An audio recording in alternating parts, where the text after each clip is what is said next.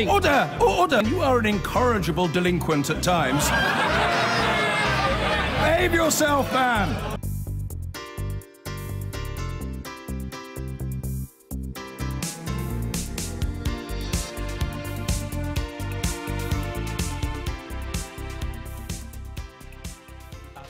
Now, what do slugs, gammon and melt have in common, apart from a rather confused sandwich, perhaps?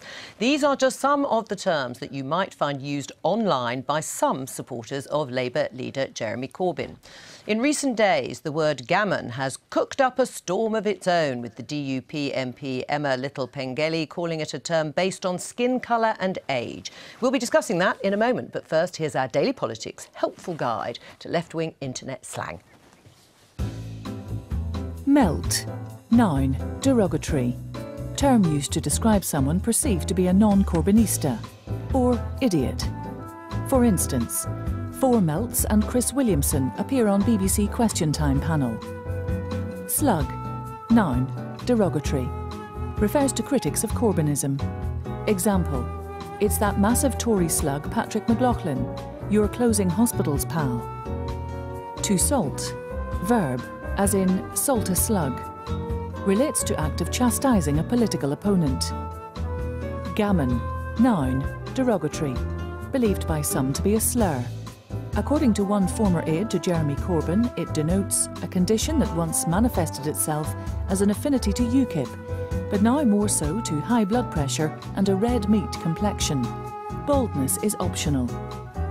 Absolutely see off, verb, the act of defeating a political opponent online.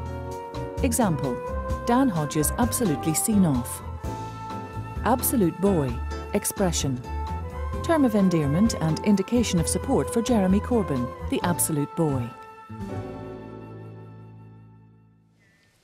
Well, I hope you're all clear and across all the meanings of those terms.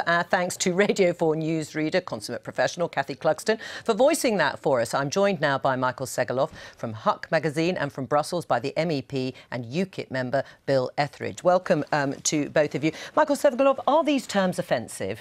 Well, no, they're not. These are phrases used online by people, you know, making light humour from the real serious issues we see, like discussed on the internet. Listen, we all know that the real bigotry and racism we see online is the racism, the sexism, the homophobia that permeates our society.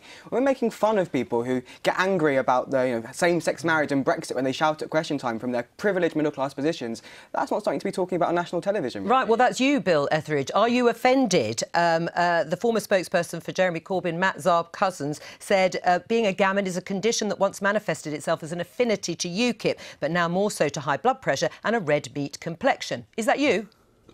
I think it sounds a lot like me, doesn't it? I'm far from offended. I think it's a particularly silly and childish way of having a go at people on the internet. And believe me, I've had a lot worse. Many of the things I've been called, you wouldn't have on your esteemed programme. So it doesn't worry me in the least. I think the gammon thing is perhaps gives an insight into the mindset of these people who perhaps think that a white working class male who's slightly balding in their late 40s is not as valid as anyone else. But hey, look, if they want to call us names and say these kind of things, that's fine.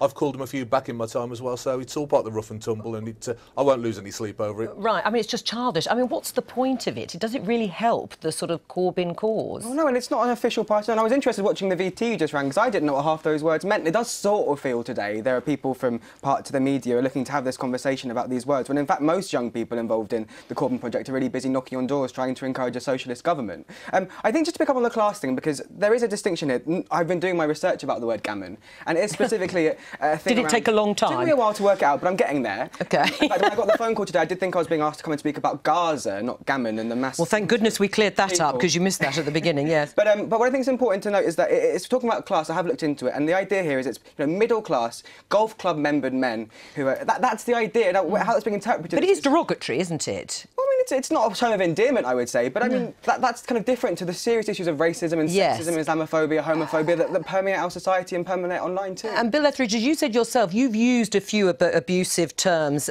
yourself. I mean, there's been far more, hasn't there? Mud being slung at people on the left, even calling them hard left. I mean, all of that is a term of abuse.